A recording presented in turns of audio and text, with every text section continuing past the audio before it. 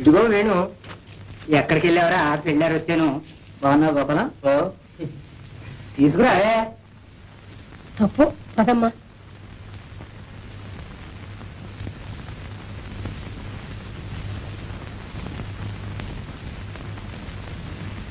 పోనీ అమ్మా, సిగ్గుపడుతోంది. అస్సది నీ దగ్గర దానికి సిగ్గేంటి వెంకట? అదే అంటాను.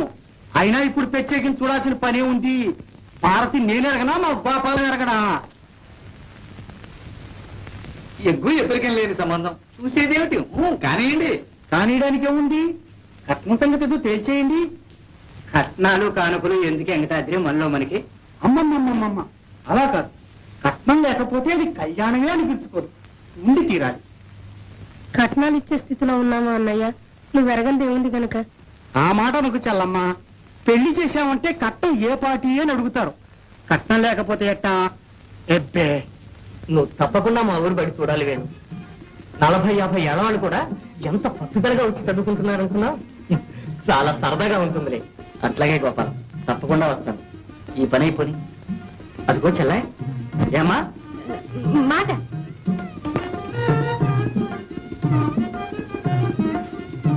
ఆ మాట ఏదో ఇట్లా వచ్చి చెప్పకూడదు. గోపాలం కొత్తవాడైనట్టు. నువ్వే వెళ్ళరాదు. ఏ తరెందుకు రాకూడదు? పోనీ నువ్వేరా భారతి? పర్వాలేదులే రా. ఆ మాట ఏమిటో అక్కడి నుంచి చెప్పేసి. ఏమిటో నాకు తెలదు. ఆదుకోటయ్యా, ఇదే మరొకరైతే ముక్కు పిండి 3000 పుచ్చుకోకపోయేవాడినా. అదృష్టవంతులమే. 500తో మమ్మల్ని వదిలేవు. అవును ఎవరమ్మా, మార్కెట్ రేట్ అట్టా ఉంది. సద్య కట్నాలకు కూడా మార్కెట్ రేటే. అవును, ఎవరిని అడుగుతావు అడుగు. బియ్య చదువుతుంటే 20,000, ఇంటర్నెట్ అయితే 10,000, మెట్రికులేషన్ 5, సర్దుపారం అయితే 3,000. అవునవును, పైగా ఉంది. మరి ఆలస్యం ఎందుకు? ఈ వైశాఖంలోనే. ఈ వైశాఖంలోనా? మరేమనకండి, శుభస్య శీఘ్రం అన్నారు. గోపాలం, ఈ వైశాఖంలోనే పెళ్లి జరిగి తీరాలి. ముహూర్తం పెట్టిస్తాను. సెలవు. నమస్కారం అండి. వెళ్ళొస్తామండి.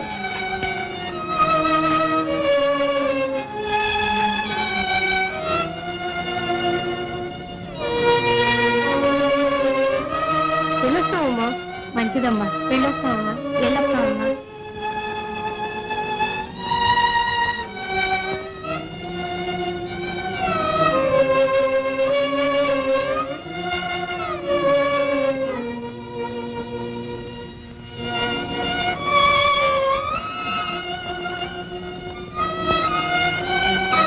మిగిలినయ్యి 4 బస్తాలు. ఇంత దగ్గర ముహూర్తం పెడితే తూగటం ఎట్టాగా? తూగు, ఉయ్యాలు కట్టుకుని ఊగు. అతనికేం అక్కర్లా. అయితే మళ్ళీ ఆ సాగరయ్య గారినే పట్టుకోవాలన్నమాట. కానీ ఈ వారం కూడా ఆయన మీదే బారేద్దాం.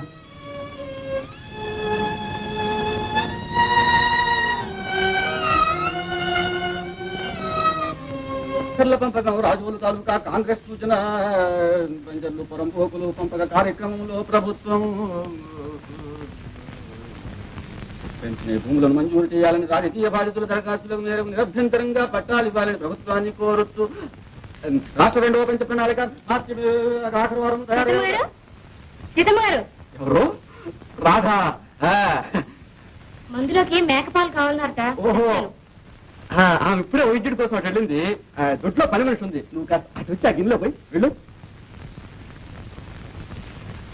యా, ఇప్పుడు వచ్చావు పని మీద వెళ్ళు.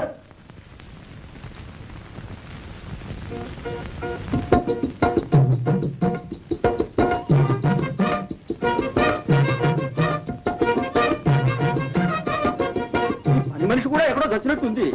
ఇందులో పోయి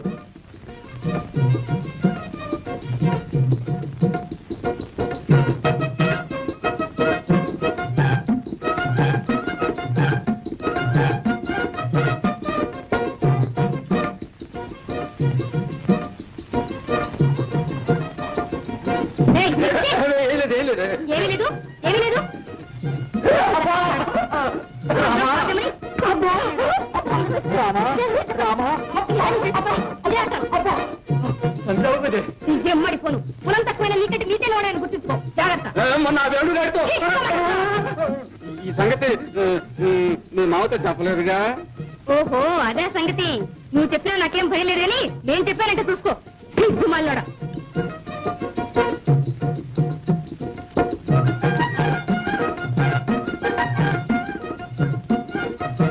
పొద్దున్నే లేచి ఎవరి ముఖం చూశాను? ఎవరి ముఖం ఏమిటి? నీ ముఖమే చూసుకున్నారుగా అర్థంలో. తెల్లవారు లేస్తే అన్ని అబద్ధాలేనా? ఊళ్ళో పురాణం ఉందని పొమ్మన్నారు. నా బాధ అక్కడే లేదే. లేదు లేదు. అరే ఆ వెంకయ్య గారు సుబ్బయ్య చెప్పాడా?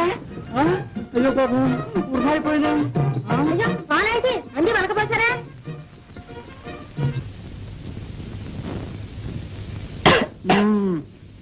500 కట్నం అడిగాడా? ఆశకు అంతు లేదంటారు. ఇదే సది. ఈ కట్నాలు వచ్చి కొంపలు ఆర్పేస్తున్నాయి. నిజం. నాకు పిల్లలు లేరు గాని ఉంటేనా కట్నం అన్నవాడిని గడప ఎక్కనిచ్చేవాడినా. చిత్తం. ఈ శుభకార్యం శుభకార్యం ఆగుతుందట గాని కూర్చో. చూడు కోటయ్య, పాత బకాయి ఈ 500 కలిస్తే తడిసి మోపెడవుతుంది. మరి దానికి ఏమైనా హామీ ఉండడం మంచిది కాదు.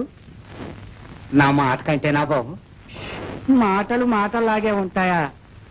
ఇప్పుడు నీ కొడుకు పెద్దవాడయ్యాడు, వ్యవహారవేత్త కూడాను. ఆడి మోకం ఆడికేం తెలుసు. నా మాటకు ఎదురు చెప్పండి. అయితే ఒక పని చేయండి. మీరిద్దరూ కలిసి 2 ఏళ్లలోగా నా బాకీ తీర్మానం చేయలేకపోతే మీ ఇల్లు నాకు స్వాధీనం చేసేట్టు ఒక జాయింట్ తనఖా దస్తావేజు రాసివ్వండి. చాలా పెద్ద షరతులు పెడుతున్నారే. కాగితాల మీద పెట్టడమే గాని ఇవన్నీ అమలు జరుపుతామనే. ఇదిగో నేను ఒక ఉపాయం కూడా చెప్తాను విను. పాపం పిల్లలు గలవాడివి. నువ్వు ఎప్పట్లాగా నా పొలం కౌలు చేసుకుంటూ మీ వేణు నా దగ్గర పాలేరుగా పెట్టావంటే 2 ఏళ్ళు ఎందుకు 1 ఏడాదిలోనే తీర్చేయగలవు. ఏమిటి ఆలోచనలో పడ్డావు? ఏమీ లేదు. ఆలోచించుకో. దీనికి ఇష్టపడితేనే డబ్బు తీసుకెళ్ళు, లేదా నీ ఇష్టం. సరే అట్టాగే కానీ.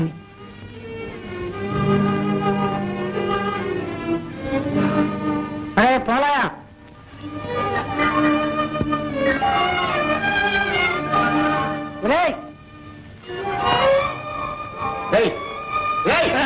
అయ్యగారు పిలుస్తున్నారా? నేను వీరి అబ్బాయి వేణు లేడు, అతన్ని పిలుచుకొని రా. ఎవరు లేడా? నేను ఒరే కంచులు, నువ్వు పోయిరారా. చిత్తం బాబు. కొన్ని కరణాన్ని పిలుచుకొస్తావా? ఎవరు? కరణం సాంబయ్య గారిని రా. ఓ ఓ రైట్ గా. రంగారావు, దస్తావేజు ముసాయిదా చెప్తాను, ఇక్కడికి రా.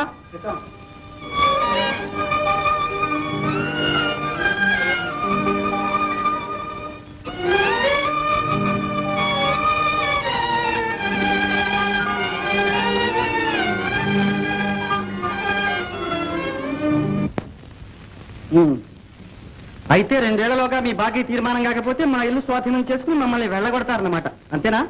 అదే అంత పని ఎందుకు జరుగుతుందో దానికి నేను ఒక ఉపాయం కూడా చెప్పాను. అదేగా, నేను మీ దగ్గర సాలుకి 15 బస్తాల జీతానికి పాలేరుతనం చేయాలి. అదంతా మీరు బాకీ కింద విరగొసుకుంటారు. అంతే అంతే.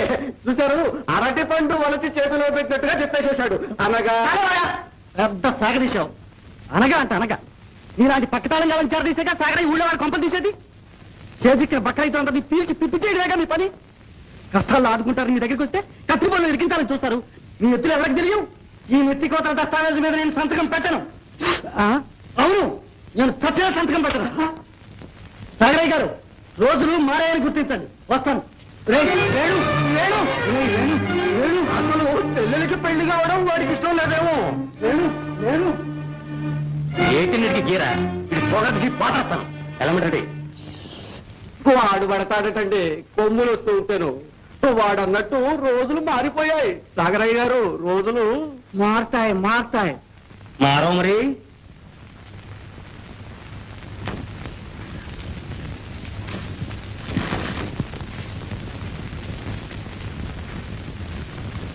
మన ఇల్లు ఒకటే కాదమ్మా, ఈ ఇంట్లో ఉన్న మనుషులు కూడా తన స్వాధీనం చేసుకోవాలని చూస్తున్నాడు. నువ్వు నేను తప్పితే ఆయనకి ఊళ్ళో మనుషులే దొరకరు. దొరుకుతారు. దొరికిన వాళ్ళందరినీ ఇదే పని చేస్తాడు. ఏ ఇద్దరు దాకా నాన్న పెద్ద అప్పులు ఇచ్చినవాడు ఇవాళ ఇద్దరిని ఎందుకు ఇరికించాలనుకున్నాడు? నువ్వు పెద్ద ప్రయోజకుడు అయ్యావు కదా అని. ఎంత పోతే మంచం అంతా కంతలే. ఏం చేస్తావు నాయన, రోజులు ఇట్లా మండిపోతున్నాయి. ఇవాళ మనకి అవసరం వచ్చింది.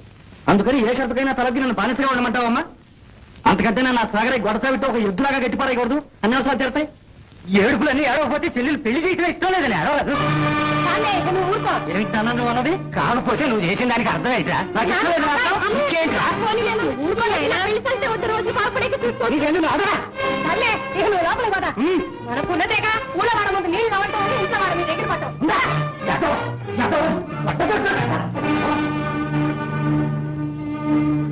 చూసావమ్మా ఎంత మాట అన్నాడు? ఊరుకోలేయా ఊరుకో. నాన్న కోపం నీకు తెలియదా? నీ పెళ్లి నీ వద్దంటాను కల్లో ఉన్నా. ఊరుకోలేయ, అదే మనసులో పెట్టుకుంటావేంటి? లేదు లేమ్మా, ఊరుకో.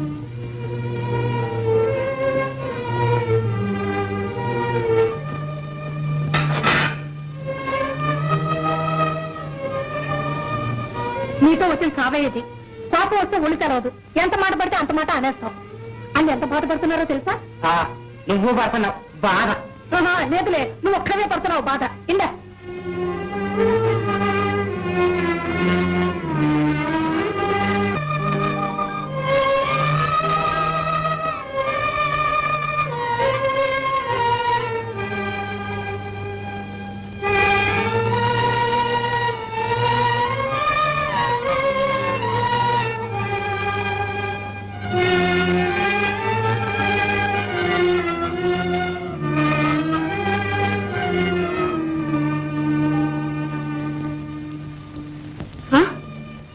ఏమిటిది? ఏమిటిది వేణు? ఏమీ లేదు, నువ్వు వెళ్ళు దాదా. ఏమీ లేకపోతే ధైర్యమైన వాడి కంటే నీళ్ళెందుకు వస్తాయి? చెప్పు వేణు. చెప్తే నీ గుండె బరువు కొంతైనా తగ్గుతుంది. చెప్పు. చెప్పకపోతే నన్ను చంపుతున్నట్టే. చెప్పు. నిష్కారణంగా నా మీద నిందపడ్డది రాదా? నిష్కారణంగా నేనా? నిష్కారణం అయితే దానికి విచారించడం ఎందుకు? నువ్వు ఏదైనా తప్పు చేసి దానివల్ల నింద వస్తే అప్పుడు విచారించాలి. అంతేగాని కారణంగా నీ కాకి కూతలకి. కాకి కూత కాదు రాధా, మా నాన్నే అన్నాడు. ఏమన్నాడేమిటి? మా చెల్లెలికి పెళ్లి చేయడం నాకు ఇష్టం లేదని నా మీద నింద వేశాడు. దీనికైనా ఈ మాట ఎవడైనా నమ్ముతాడే ఊళ్ళో? మీ నాన్న తొందరపాటు మనిషి. అది కాదు రాధా, మా చెల్ల ఏమనుకుంటుంది చెప్పు. ఏమీ అనుకోదులే. భారతమ్మ అంత తెలివి తక్కువ పిల్ల కాదు. కావాలంటారా నేను వచ్చి చెప్తాను. పనిలో పని మీ నాన్నకు కూడా బాగా చెవులు నిలిపి బుద్ధి చెప్తాను. లేలే, అసలు ఎందుకు వచ్చింది కదా? మా భారత పెళ్లికి సాగరయ్య దగ్గరికి అప్పుకెళ్ళాం. ఆయన ఒక్క అక్కులు కలిగిన తన కథ సంతకం పెట్టమన్నాడు. నేను ఒప్పుకోలేదు. ఆహా, ఇంకే వాళ్లే మీ నాన్నని రెచ్చగొట్టుంటారు. దీనికి మనం ఏం చేయాలో తెలుసా? మనం అంటే నువ్వన్నమాట.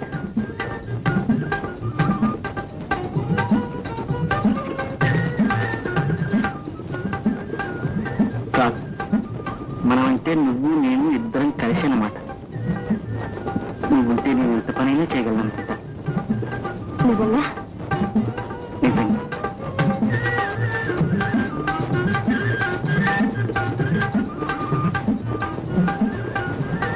ఇప్పుడు చెప్పు. ఏమీ లేదు. ఈ నిందను ఎగరగొట్టడానికి మనమే భారతంలో పెళ్లి జరిపించాలి.